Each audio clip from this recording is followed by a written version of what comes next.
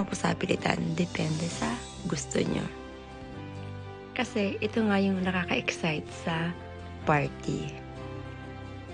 So siguro sobrang blessed ko na makasaksi ako ng ilang beses ng ganito sa kasal. At sobrang blessed ko na rin na ipinanganak ako sa probinsya. So ito po yung second wedding ng mga magulang ko dahil 50th wedding anniversary nila, kaya ikinasal ulit sila. Alam niyo po ba, kaya hindi kami pumayag na hindi sila makasal dahil napaka-rare na po na ma-reach ang milestone ng ganito. Yung magkaroon kayo ng 50 years kasi aminin man po natin, hindi lahat umaabot na sa matagal na taong pagsasama. Kasi kung yung iba naghihiwalay, yung isa naman nauuna lang umalis sa mundong to.